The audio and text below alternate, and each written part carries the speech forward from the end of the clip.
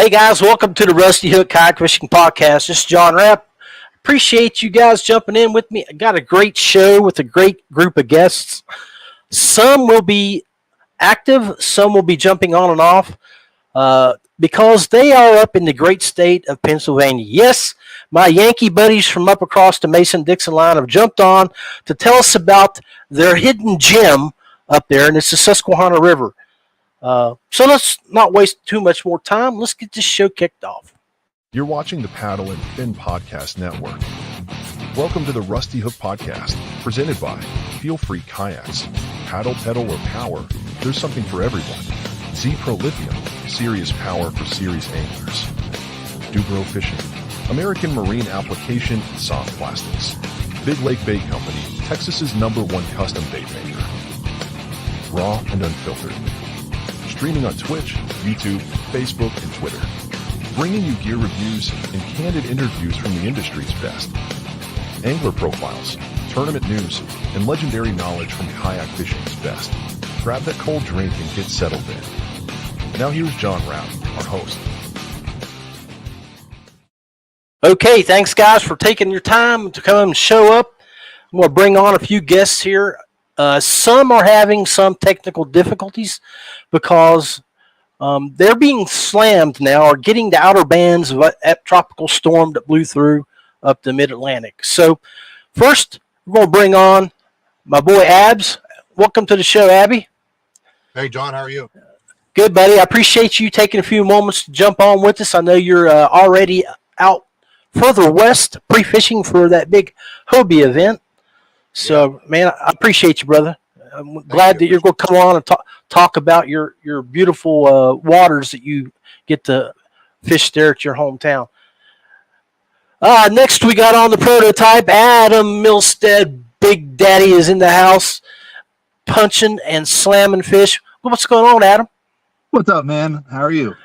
Good, man. It's good to have you on. Appreciate you taking some time, like Abs, to jump on and talk about the great state of Pennsylvania and that hidden gem. It's not really hidden to kayak anglers, but it's still not well known, so it's awesome. It's an awesome place. I'm looking forward to hearing from you guys about that water because me, a local guy just 4 hours south, has never fished it. So let's add Mike to the podcast. Mike Rienhold. Hey, John. Hey, Mike, we appreciate you coming on, man. You're an expert of that water, run businesses, done kayak trips. I mean, you put people out on the water from where you work around that location.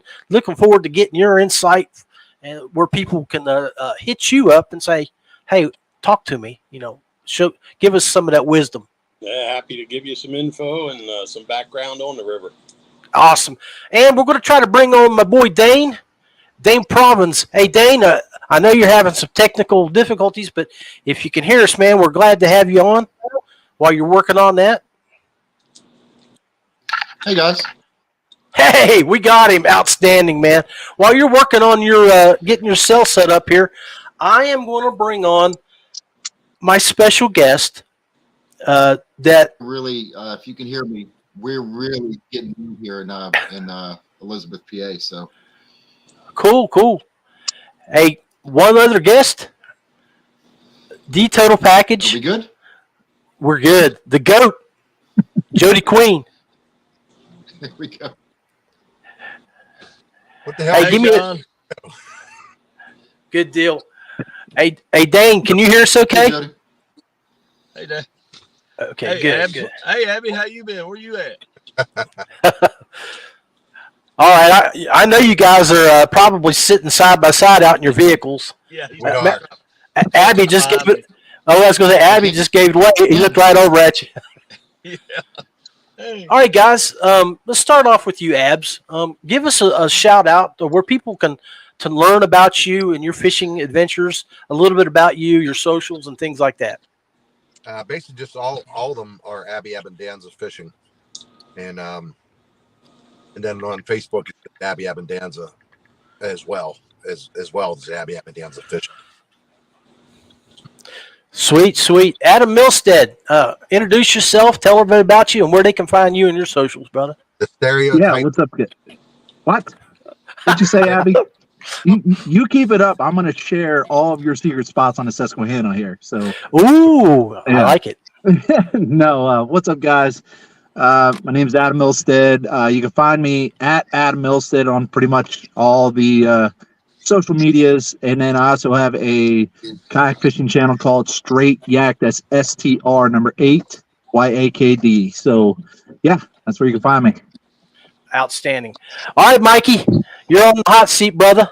Yeah, pretty much anybody needs to contact me can get me through Facebook or through Kayak Anglers of Central PA. Be glad to give you any info, river conditions, that kind of stuff, areas to fish right now, what's hitting. So don't be afraid to hit me up. Sweet, sweet. All right, Perez, you're up, Big Daddy. Tell us about you and where people can find you. Dain?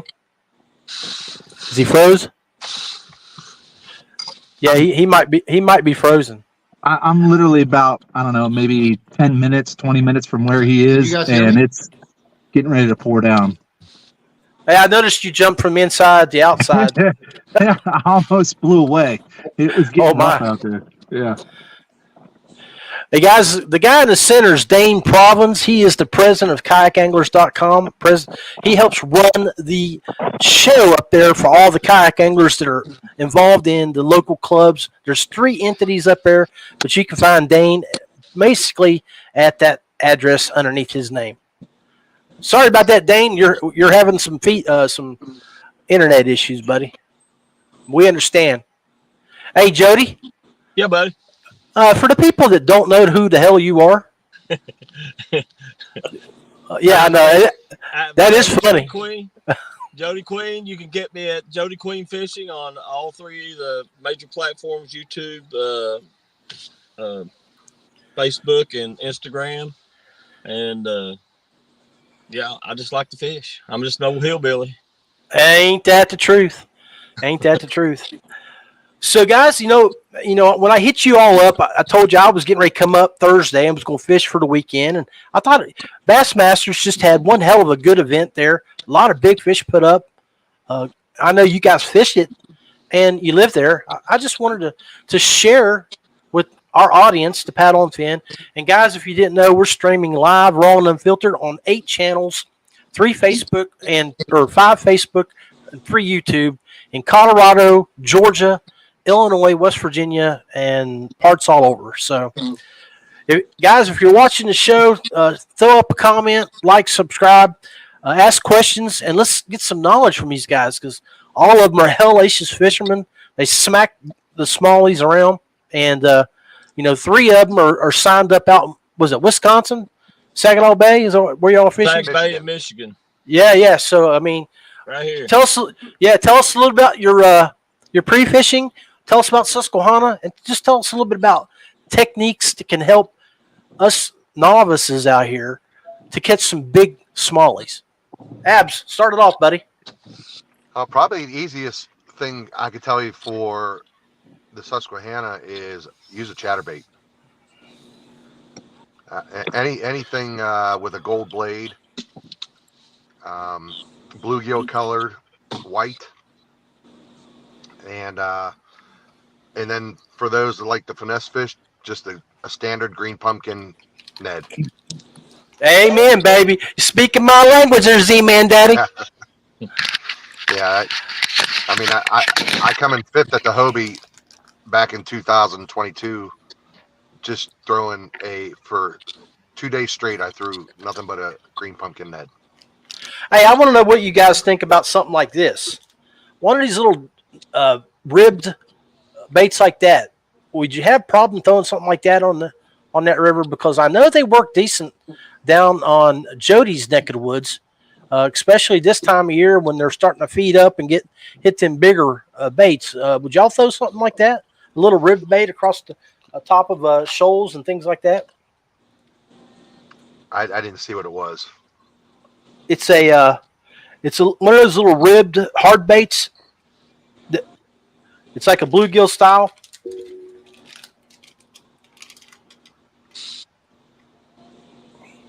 I got glasses on. I still can't see it. How about? Can you see it, Adam? Yeah, Mikey? that looks like it almost looks like a bull shad. Yeah, it's just a ribbed bluegill size. It's a Yeah. swim. It's a swim bait. It's a little swim swim bait. bait. It ain't like what Okay. you were throwing the other day, Abs, with that reel that you put out that I shared on the ZPRO community. But it's a lot I know smaller that- than that. Yeah, the glide bait. That's a swim bait. That's a jointed swim bait. Yeah, they eat that a lot. Okay, that's what I was interested in. I've got a couple that I was going to throw up there. And the best time to throw that is late September, October. Okay, well, good. That's good to know. All right, keep talking, Abs. Tell us some more about let's go with the 3 finesse or 3 baits that you would take out and you would throw right now on the Susquehanna. Definitely a jackhammer, a Ned, and then also a bang stick. Bang stick. Interesting. Mhm. Now that's the bang stick. Is that the Z-Man little? It's got the little fingers on the top. Yes, but it's a 6-inch bait. Okay. Mm-hmm. All right, you're in the hot seat, Adam. What's up? You're 3, baby. What would you throw? Oh man, look, it depends on what you want. I mean, if you're running like, have you ever you seen how the native watercraft or native tournaments are run, like the MLF style ones, where you can catch tons and tons and tons of fish, and however many that you put up there, that's your total inches. Like, it's not like a top 5; it's your top whatever you get. So, something like that, I would probably stick with like a wacky worm, weighted wacky worm. That's what I used last weekend. Ned, you could do small spinner baits, small jackhammers, like a mini max or something like that. But the other caveat to that is, you're going to catch a ton of 12 to 16-inch bass. But if you want to catch giant bass, which obviously that's what the Susquehanna is known for, use big baits. So I would say probably summertime, you're looking for choppos, like Berkeley choppos, whopper ploppers, buzz baits, and spinner baits. And then when it gets to fall time, anywhere like what Abby was talking about, September, October, maybe a little bit into November, depending on the weather, those bass really they hit pretty much anything. And so in order to avoid wading through a ton of sort of cookie cutter bass, use things like what we were just talking about, the bull shads. You have the 5-inch bull shad, which is generally a staple at that time of the year. Then you have big spinner baits. I'm talking about half-ounce spinner baits, throwing them, just throwing them with, could be like just regular Colorado blades and stuff like that. Make it slow. Find your points, hit their points, throw it, at anything and everything you see. Any little ripple, any little deviation in the current. And then the other one I would say would probably be, so what I say, bull shad, I said spinner bait. I have to say it, and I hate to say it, but Christine Fisher pushed me on this, is wake baits. I know Abby hates wake baits with a passion, but man, they really do a lot of work. For some unknown reason, I like the rat. I like the rat wake bait. Well, yeah, which is actually used quite a lot. In fact, actually, there was a guy at my ramp last tournament there, and his last fish was a 19.5-inch smallie, probably darn near 5 pounds. Caught it on a rat last like 30 minutes. So the rat is good. It really is. But any type of wake bait that makes that sort of slow wake on the surface. Another thing with the spinner baits, ride them high. So Right. A lot of people don't realize spinner baits were actually first designed to be wake baits. And so if you take that spinner bait, you ride it on the surface and it creates that wake. That's a big way to, entice them to hit. So, but yeah, like Abby said, if you can get up there September, October, that's the big time for big smallies. Oh boy, you got me excited now because we're looking at the middle of September. Yep. We worked, like Jody. We were going to go back up this Thursday, Friday, Saturday, but as you guys know, you're getting slammed by the outer bands of that little lady that hit south, and she's coming up there and working her way into you guys. So it's really actually missed me here in the middle of West Virginia. We haven't got hit with none of it yet. So Yeah. See, All right. I would actually go because you want the water on the rise. The fish, those fish up there eat like crazy when the water is rising. I think that the concern was that there was going to be 1 to 3 inches of rain on Thursday into Friday. Let it And ride. oh yeah, okay. But Jody Yeah, will tell you. Jody and I like it when it's coming up. I'm the exact opposite, John. I like it when it's low. The idea is you get more consolidated bass and the competition becomes greater. Like I'm talking low. Oh yeah, I Sometimes got you. you. Have to drag. Yeah. And you'll be out there, you'll be wading through 17, 18-inch fish trying to find, that one big one. But,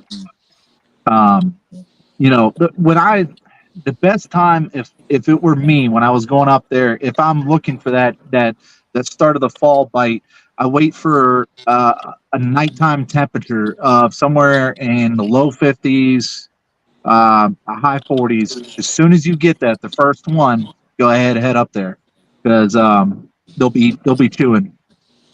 I got you. Good advice. Hey, Mikey. Yes, sir. You got a little information from 2 of your boys there. What do you think? What kind of feedback would you give us? Well, I'll tell you what. If you're coming your first time to the river and want to consistently catch fish, the 3 baits I'd give you would be Reaction Innovations Skinny Dipper and Bullfrog. Rig it up Texas rig with a screw-in tungsten weight in the nose, and you can wind it through any grass, any wood, and they just hammer them. Okay. I'd go with a big TRD in yoga pants. The black. There we go. That's Jody Queen's favorite color right there. Oh yeah. Well, it's tremendous on the river. If you ever flip rocks on the river, there's all kind of insect larvae, and most of them are dark black color, inch and a half long. And then as far as you got to always have a top water tied on. If you just want to catch a ton of fish, a Dain Provins splash, it's hard to beat. If you want to go bigger fish, get yourself a big Zara spook and walk it. Right now with the water, if you're coming up after this push of water, the top water bite should be phenomenal because most of the floating grass will be blowed out now. There you go. Yeah. Now, if you're coming up in the fall and just want big fish, I'd fish the Zara spook. I'd fish a chatterbait with a Yamamoto trailer in green pumpkin. And I'd throw a big jig with a crawl trailer. Hey, I appreciate that. Anything else you on top of those 3 that you might pack in your bag of tricks? Well, anybody that wants to catch a ton of fish, little TRD is just amazing on the river. I mean, for someone that hasn't fished it a lot or isn't concentrating on just big fish, the potential for 50, 60, 70 fish days with a little TRD is perfect. Now you have to experiment a little with the jig weights to get the drift and the current, but when you do, it's usually lights out on them. You'll get holes with 15, 20 fish at a time in it. So beautiful. We lost Dain there again, so I'm gonna bring up the goat of kayak fishing and let him give us his insight. All right, Big Daddy. No, man, I'll tell you, I just keep it simple, man. You know me, I'm a simple person.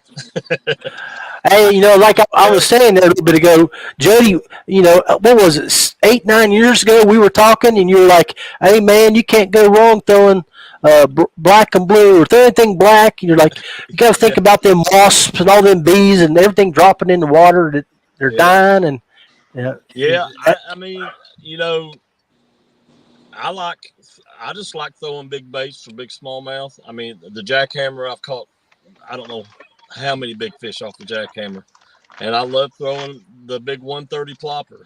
But there's, places that you need to concentrate on if you're throwing that big plopper. And that's, the spillovers, along the ledges, anywhere where the current picks up when it goes around the rock, hit the fronts of whatever that obstacle is in the water. Because a lot of times those big fish will set up on the fronts of them because they're the king of the roost and they're going to get that food first. So they're usually up up tight to the fronts of that stuff. But yeah, those three baits. But we were talking about the water rising. What I think what Abby was trying to relay was there's a certain point in that river up there that. So if you go up there and I just take the Sunbury gauge for example. If they're pushing, 6,000, 7,000, 8,000, for me, it's harder to find those fish because I think they're spread out more then. What happens when you get a rise when you're fishing 15,000 cubic feet to 20,000 cubic feet per second? It also concentrates those fish because they come out of that heavy current and they'll go right into those grass beds. Yeah. And you can almost count on them just like clockwork being there when the water's that high. And I've pulled them out of the middle of the grass beds using jigs and chatterbaits, and they'll concentrate in those times too. If the water has a little color to it, even better. I like it when the water has got, if you can see a foot down in it, I'm happy. But those three baits are probably my best go-to baits. Now, like Adam was saying earlier, though, when you get in the fall, you can throw those big bull shads. They work really well. If you got some grass flowing down from a recent rain or anything, you can throw a buzz bait if you want to keep your top water up. And the wake baits are really good too. If you really don't like cranking some of those wake baits, you can try the big bite. What I think they're called the big bites. They're a Z-Man jackhammer style bait. They're just like a big giant chatterbait. They got a big blade chatterbait's what they are. And man, those things wake, and I mean you can barely crank them, and they throw off a great wake too. So my picks for any time that I go up there and I'm just going for big fish is going to be that big 130 plopper and a jackhammer. And I've caught a lot of fish off of that bang stick too. Just throw it on a jig head. I got you. Hey, when we come back, guys, I want you to think about something for the next minute. For somebody that's going to come up and visit a friendly location, camp, a friendly ramp, a good part of the river that's easy to access, something for a beginner. Keep that thought. Be right back. This is the Rusty Hook Podcast, supporting people and companies that support us. Feelfree Kayaks, paddle, pedal, or power, something for everyone. DuBro Fishing, manufacturer of fishing and marine products for freshwater and saltwater anglers. ZPRO Lithium, high-quality, specifically designed lithium batteries to power your outdoor recreations. Big Lake Bait Company, Texas's #1 custom soft plastics bait maker. You're tuned in to the Rusty Hook Podcast. More than a podcast, but a way of life. From the biggest lakes to the smallest creeks, we are all things kayak fishing. Refresh that drink, turn up the volume, and feel the excitement. It's time for the second half of the show. Live, raw, and unfiltered. Now, let's join the one and only Big Daddy. Hey guys, welcome back. Appreciate you hanging out with us the first half of the show. I'm going to bring back the guys that I have here, all the Pennsylvania boys and my boy from Bluefield, West Virginia, and get some feedback from them regarding the question that I posed right there before we went to commercial. And that is, if somebody wanted to go up to the Susquehanna, we've heard so much great stories about, the big monstrous smallies up there. Where's a friendly location where somebody can go camp, have access to the Walmarts and places to eat, and then still put in on the water right from the campground, go fish, and then float back to the campground? For Jody, think about like Battle Run at Summersville Lake. Some place like that where you're right on the edge of the water. You can float around the lake and then you can go back, but in a river aspect. So let's bring these fellas back. Let's welcome back Adam Milstead, the total package, the prototype, the man. And then we got the legend, the singing voice, the voice, Abby. Abbondanza. Don't build it up too much. It's just Ab. And his nickname isn't his UFC fighting thing isn't prototype. It's the stereotype. Oh yeah, he is a Steve. You keep it up, Abby. We're gonna wrestle when we get up to Michigan. Woo! I'd pay to see that. Then we got Mikey Rienhold, the total package, and then Z Mangote, Jody Queen. What up, JQ? Jody Queen, you're not a local up there, and I know you make a lot of trips up.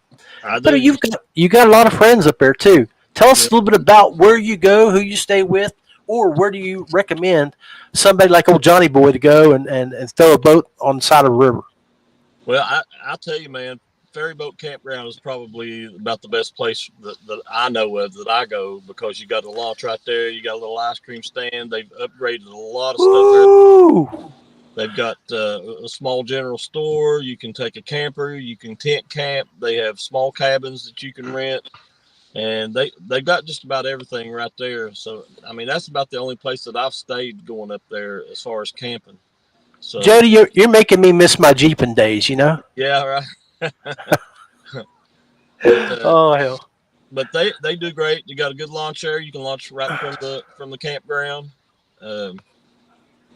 It's just it's pretty much all inclusive. Now, you got a little run back into Duncannon there. It's not real close to any Walmarts unless you go up to Sealands Grove or back into Harrisburg. But there's stores there that you can get to get supplies if you need to. I got you. So, Adam, you want to give us your thoughts? Yeah. Man, there's so many different places there. I will say, I'm a big fan of probably the middle part of the section of that river that we normally fish there. Liverpool's a good area, and the first one that was coming to mind was Ferry Boat as well, and Jody beat me to it. It's I like getting around islands, any islands that I find. And then of course, when you start getting down a little bit further, you start getting into some of the rocks where it can be kind of difficult to navigate. But man, I mean, it just seems like every rock out there just has something either behind it or in front of it, So, Ferry Boat, Liverpool, they're a good one to go with. Appreciate that, man. Hey, Mikey, Yeah. give us your thoughts, brother. Well, Ferry Boat for sure. It's a real nice campground with a lot of amenities. If you want to go a little more rustic, you can go down to Riverfront Campground in Duncannon. And I do mean it's a little more rustic now. So yeah, that's where we were planning on staying at. Yeah, there is a lot of amenities close by, either in Duncannon or right up across the river. And also, if you weren't going camping route, you can stay. There's a lot of nice little hotels and motels in Sealands Grove that are really close to the upper section launches, like Iowa Q. You can fish around the Hoover's Island launch, that sort of thing. So there's access up there too. You just wouldn't be right on the river. Okay, cool. Abs? Ferry Boat for sure, but honestly, if you're a beginner going on there, I would launch somewhere like Penn's Run or Port Trevorton, where you're not going to run in any rapids. There's not big rocks everywhere. It's a little deeper water, especially from Penn's Run down to, so it'd be Hoover's Island down to Port Trevorton. I'm glad you brought that up, because that sort of segues into my next question. And I'll go into that here after we get the JQ's responses. But go on, continue on, Abs. Yeah, that would be my first, because you're dealing with 3 to 6 foot water. Okay. Yeah, excellent. You want to fish the obvious. Any wood in the water, any grass beds, like Jody was saying, points of islands. Points, front and backs of the grass beds, islands. So that's all good stuff. Excellent. All right. I think did we cover that? I'll bring Jody back on, let him talk about it one last time. Bluefield boy driving up. Now, but while we're talking about that, Jody, I want to go into what Abby just said, and I have an NK300 on the back of my Moken. I don't have any guards, so if I come up there, I want to be in a location, that I'm not too worried about tearing up my motor. You and I mean, I'm used to the new river where I can go from 4 feet of water and then hit a rock, 6 inches deep. So is the Susquehanna, is it built like that? Yeah, I mean it is in places, but I mean you got some good places that you can run a motor without a rock guard on it. Like one of them, Abby mentioned Penns Creek. If you sit at the mouth of Penns Creek and float down to Port Trevorton, that's a really easy float. It's a short float. It's got a lot of good fishing in it. It's got a lot of deeper water and a lot of slower moving areas. Montango below McKee Falls there is also another good area. It's got some good deep water with some good fishing around the islands there. That place you can set in, and if you stay in the area there between the ramp and the islands and then drop down and just work that area up to the falls, you shouldn't have no problem at all. And of course, is that an all-day fishing area? I mean, or is it something that you can stay there all day. You can even get back. You can drop down and get there into the back of it, and it's deep enough up through there. I mean, if you watch what you're doing, you can get on the other side of the island and go up too, quite a ways. Now you won't be jumping above where the ledge for McKee Falls goes across. You won't be jumping above that, but you'd have to get out and drag above that. Okay. But all that is good. Those two areas, they stick out. I see Shady Nook is another one that you could go to and probably not have no problem with it. It's got a lot of nice even flow with not a lot of big stuff in it if you're going upriver, and I recommend that you go upriver there. Okay. But those three spots just come to my mind. It's got some good slow water in it. And if you want to get out of the boat and drag around a little bit, there's places you can get out in all three of those areas that you can get out and drag around. If you want to get on the back side of the island or take a cut through one of those islands and explore a little bit, you can get up in there and then just float back down out of them. I think about Shanklin's Ferry, and in the falls, we got to work our way up through there. Is it similar? Yeah, very similar. Okay. Yep. Okay. Yep. Okay. Thank you, Jody. You're I don't care what they say about you. You're the total package. Yeah. Abs, bringing you back, Big Daddy. Follow up on Jody there, and we're talking about good water, deep enough for somebody that wants to bring a motorized kayak, push around up in there, and make an all-day fishing trip out of it. Yeah, I mean, definitely Penn's Run down to Port Trevorton, and you can go all around Hoover Island. That's what I do. Is it's easier to go down towards Port Trevorton than come up the backside, go down and go around the backside of the island and go up. And then you can float back down once you get up above there, and you're going to want to have a graph on so you can use your map. Once you get above that island, then you can drop back down to Penn's Run. So you could do it in one, all just access one area. Right. Pretty much fish a full day and just go out and have fun, relax. Yep. Cool. And that's one location. Anything further up north or further south? Yeah, Shady Nook. There's also Montgomery. Well, now you have to deal with some shoals there in Montgomery on the West Branch. The lower West Branch, like you can go up in Sunbury. Sunbury is a deep pool, and you could go up there and not have to worry about rocks. Period. And you can go up the West Branch, or you can go up North Branch. Sweet. And this is all about the information that we're providing you guys. This is not about fishing. This is about your equipment. You need to go in there, use your equipment, and catch fish. Now, Abby and Jody aren't saying that the big 20s are in there, 21s. They probably are. But what we're relaying here, and what I wanted to emphasize is equipment, using a motor. And I appreciate you guys spilling some of that right there. Let's bring Adam on. Let it get some thoughts from him there. Yeah, actually, if you're talking about just doing something real simple, Isla Q, and go up to the bridge, fish the bridge. And you have all that open water as you come back down to the ILQ. That's a really good spot. Running small swim baits and stuff like that. You go up to the bridge, you can net around the bridge, and you can have a great day. You're not going to run into any rocks. As long as you stay on this side, you'll be fine. And that's, and not to interrupt you, I apologize because I don't want to take one to the left eye and right eye later. But Jody, and when we talk West Virginia rivers, we're talking you can almost cast across them.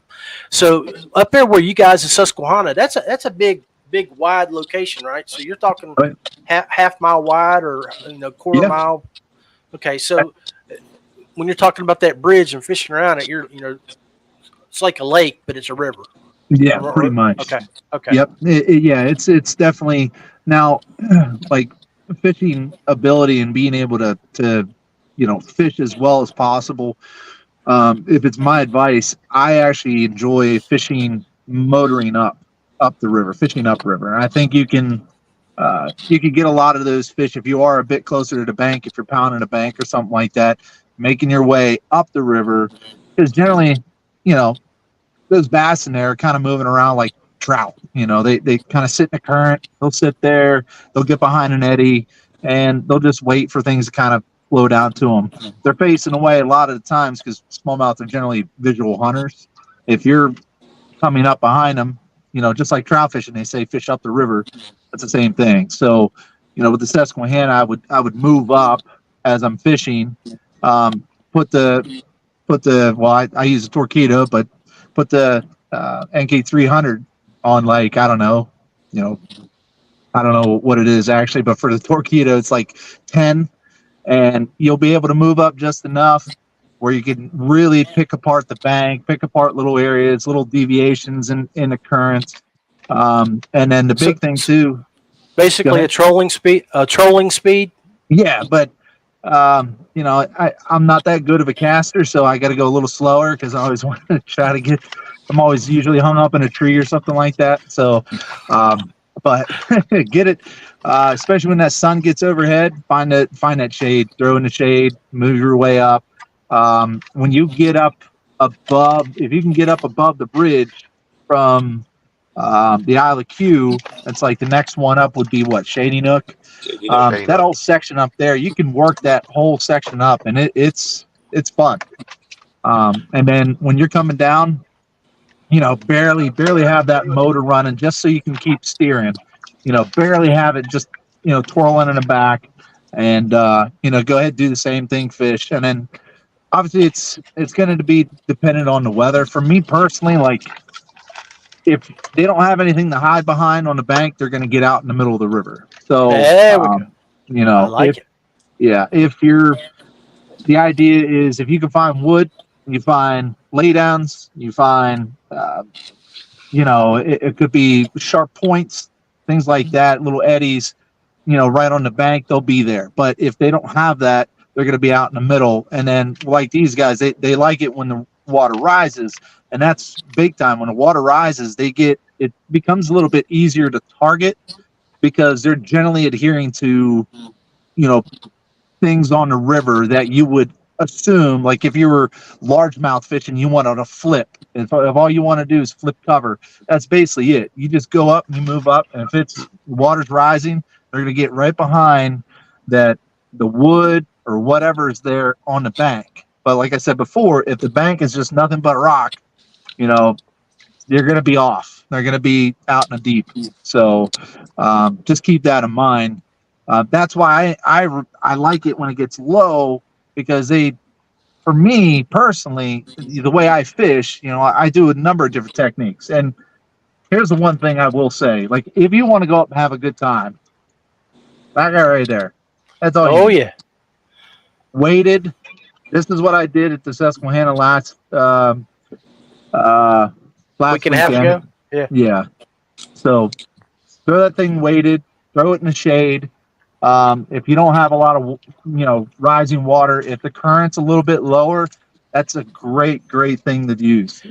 And you will catch big ones. You'll catch small ones too. But, I last weekend I pulled up a couple 19s, 18s, couple 18s in practice, just using that technique. Color wise, like any abstract color you come across. So I was using a purplish pinkish worm, supposed to just stand out, be a little bit different, and just smallmouth will hit. But I mean, you can use green pumpkin, you use whatever. I don't think it really matters. But yeah, so location wise, ILQ, work your way up to the bridge, go above the bridge, work up and around there, throw a wacky worm, you're gonna have a blast. Sweet. Yeah. All right, Mikey. All right. Well, for a first timer coming down, Shady Nook is a great spot. You can work your way all the way up to the Lowhead Dam. Now, you do want to respect the distances at the Lowhead Dam, but there's some good fishing up that way. Shady Nook, you can then drift all the way down to Hoover's Island, which is the launch at the mouth of Penn's Creek. That'll take you down past ILQ, the railroad bridge, everything in there. And it's a nice float where you don't have to get real tensed up because you're not going to run into a whole lot of bad water anywhere. You can take your time, fish it. A lot of grass islands, a lot of submerged grass, a lot of ledges, a lot of rocks, a lot of fish. If somebody wanted to go further south, don't discount the Harrisburg area around City Island. Okay.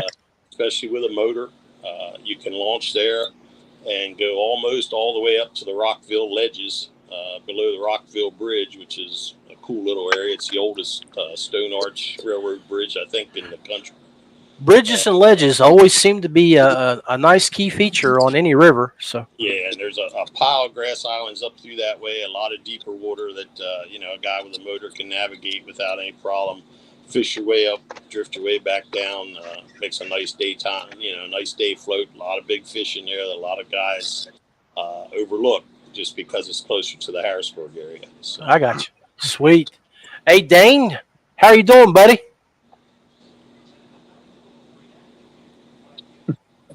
Let's see. I muted him here. We lost power, we lost the internet, we lost everything. So, hey, man, we just want you to survive that bad weather out there, It's settled down now. Hey, well, tell everybody about who you are, where they can find you on your socials and things like that. I'm Dain Provins. I'm current president of KayakAnglers.com. It's great to see my friends on here. It's great to see you, John. I am for the Kayak Anglers Trail and until the end of 2024. So I don't really do too much social media because I'm just doing what I do for the trail. But after 2024 is when I really hit it hard. I'm in it for the trail. I'm in it for the members. I'm in it for these guys that are here, right here, and support all those guys. But after this year, I'm really going to turn it on. I can't wait for of the officer now in English for the past 9 years, which I support this year, which I'm still going to do sponsorship. Rich begged me to do it because I've gotten a pretty good rapport with all sponsors for Kayak Anglers, with you, John, coming up this year with ZPRO.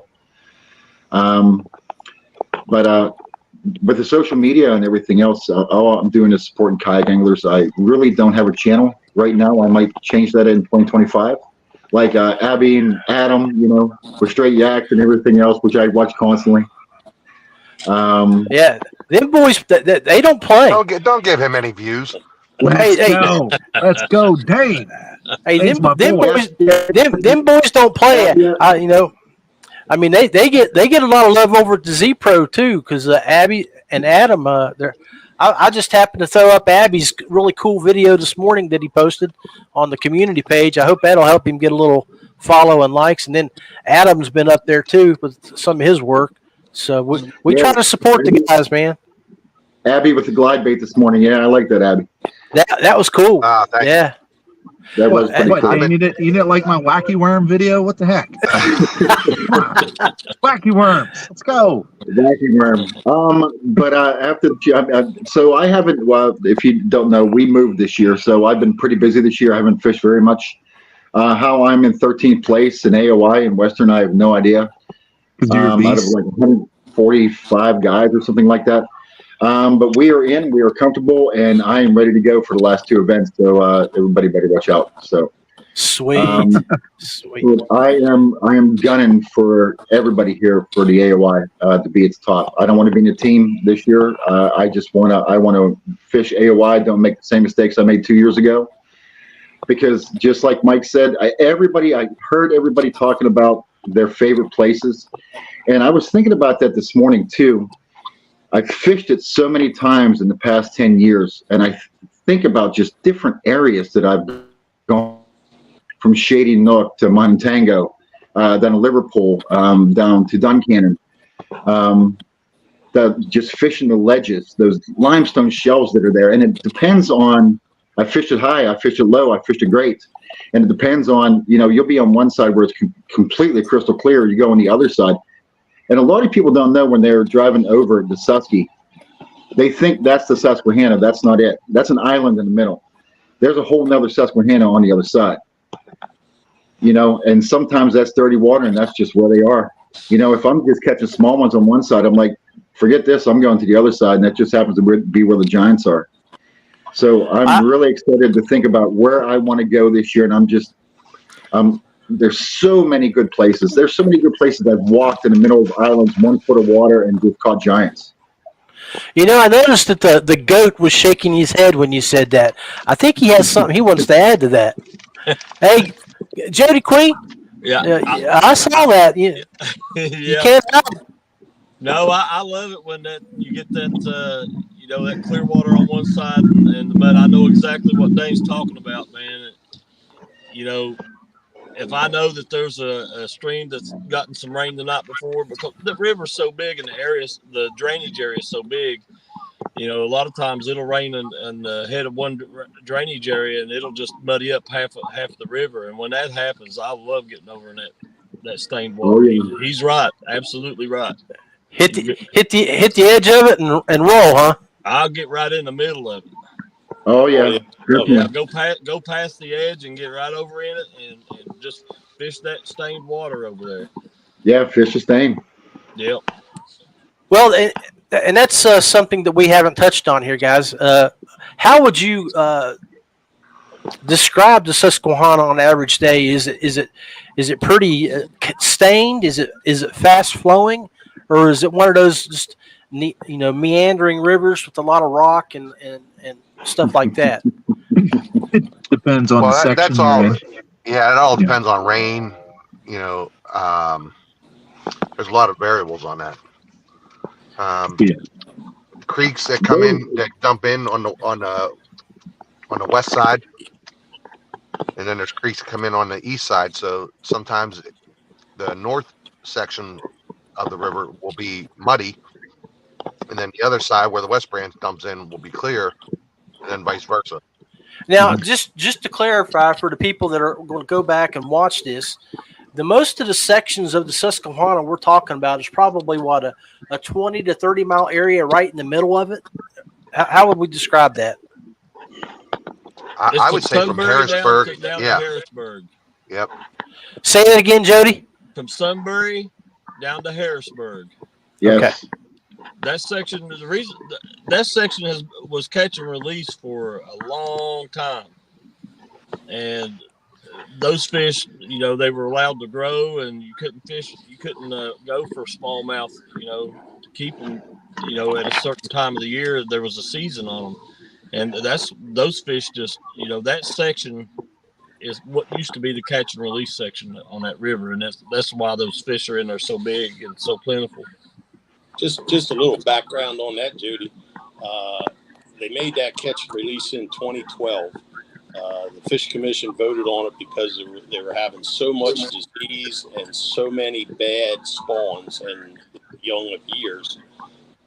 So they turned it into catch and release, and they also actually closed it that you could not target any bass from the first week in April till the first week in June.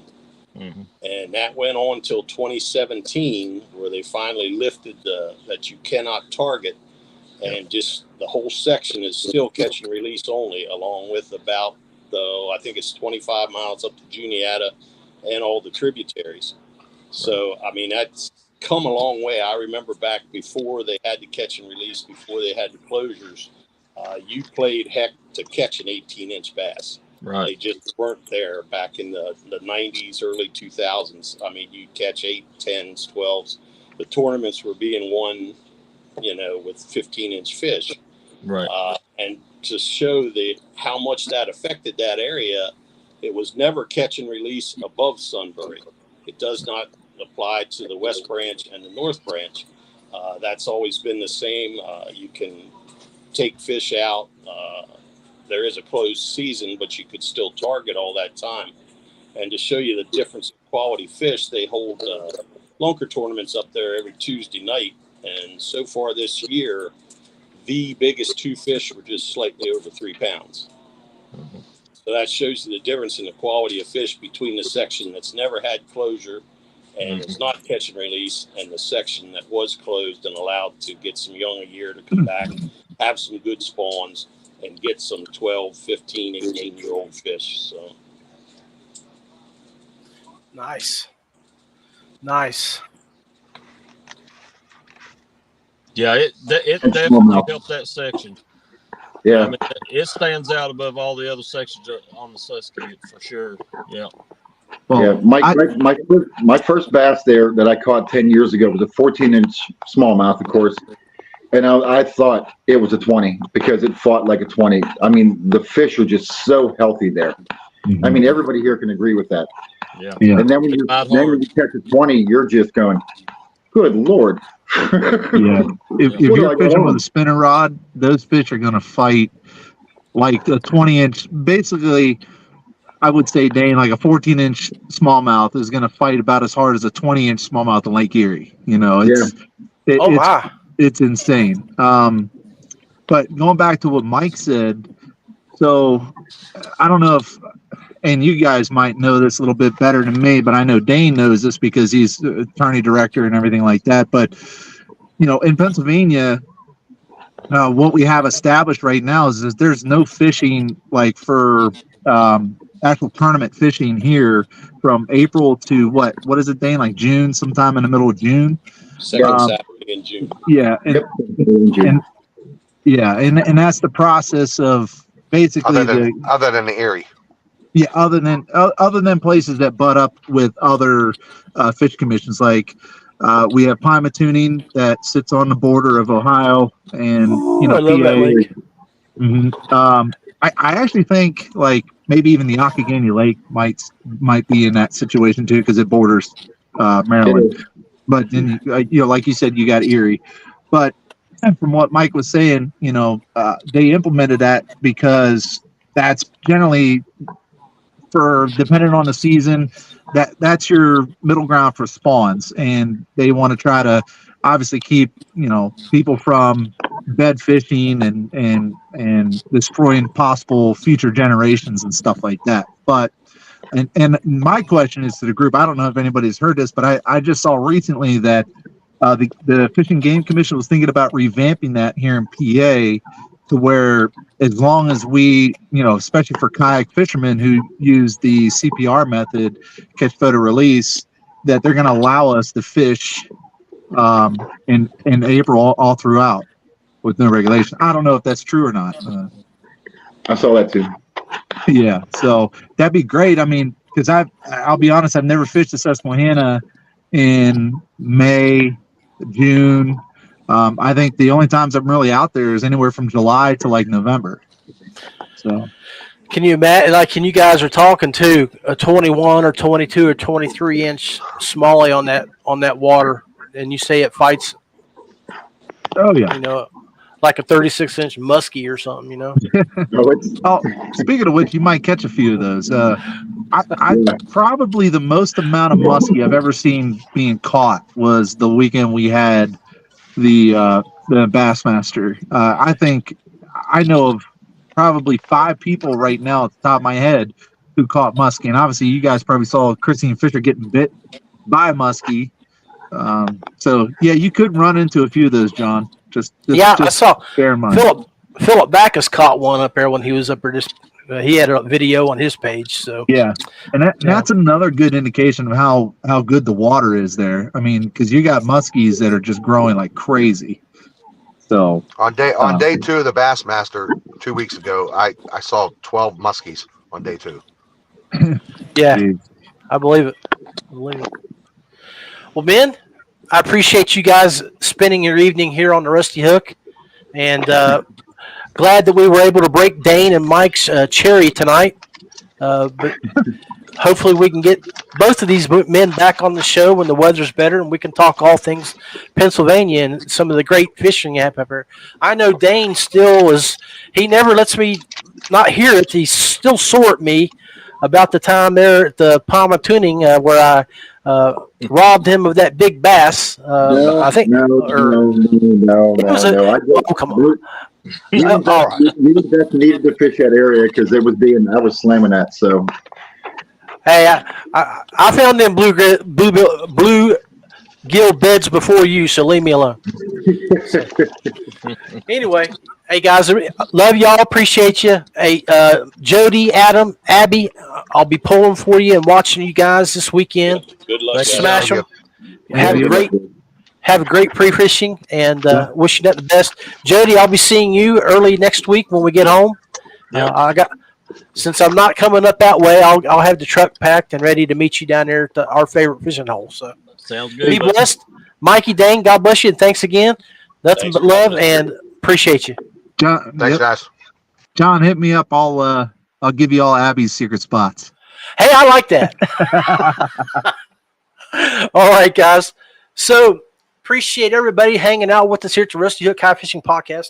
If you haven't paid attention tonight, we were streaming live on the South Georgia page, so all of our Georgia followers could learn a little bit about some smallmouth fishing up here in Pennsylvania. Be blessed, stay safe. When you go out on water, always wear your PFD. What I want to show you now is that the Paddle and Fin is getting ready to work with a new company. Adam is pretty familiar with them, and it's called Cross Kicks. And these guys have thrown us a commercial our way to show you a little bit about their product and what they do. Let me see if I can find that, and we'll run it for you. And make sure you go like and follow Cross Kicks. Hopefully, they'll be part of our network from the year on out.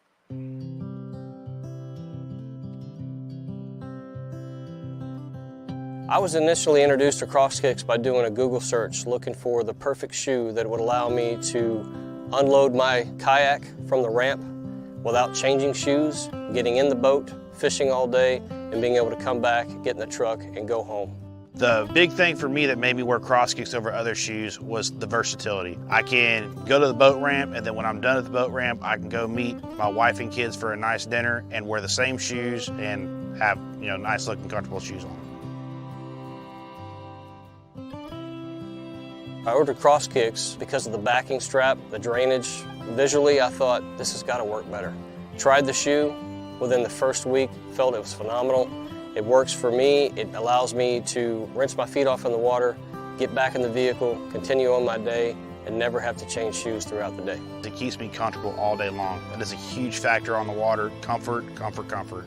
And especially my feet being comfortable, protected, and knowing that when I step off my kayak, I'm gonna have good solid foot traction. That's a great feeling to have. By the time I put my kayak in the water and get out and load my equipment up, my shoes are already dry. And I wouldn't change that about Cross Kicks for anything.